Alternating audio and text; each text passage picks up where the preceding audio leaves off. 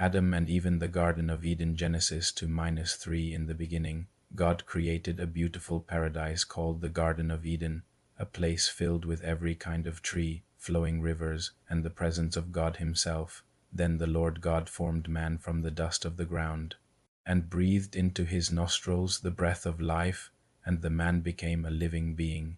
His name was Adam. God placed Adam in the garden to work it and take care of it. He gave him authority to name all the animals, but among them no suitable companion was found for him. So the Lord caused Adam to fall into a deep sleep. He took one of Adam's ribs and made a woman. When Adam saw her, he said, "This is now bone of my bones and flesh of my flesh." Her name was Eve. In the garden stood many trees, including the tree of life and the tree of the knowledge of good and evil. God commanded them, "You may eat from any tree, but not from the tree of the knowledge of good and evil, for if you do, you will surely die." But one day the serpent, more cunning than any other creature, spoke to Eve.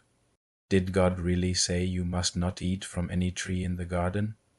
The serpent deceived her. She took from the tree and ate, and gave some to her husband who was with her, and he ate too. Then their eyes were opened, and they realized they were naked. They sewed fig leaves together, and hid from the Lord God among the trees. The Lord God called out, "Adam, where are you?" Adam replied, "I heard you, and I was afraid because I was naked, so I hid." God asked, "Have you eaten from the tree I commanded you not to eat from?"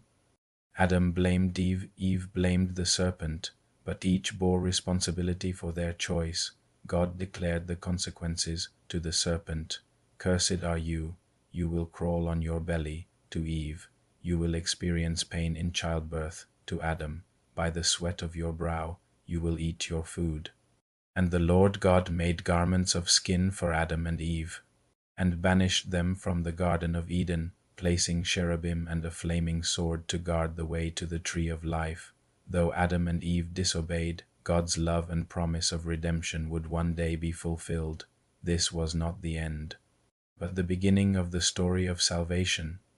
Want to learn more about the Bible from Genesis to Jesus? Subscribe and stay tuned.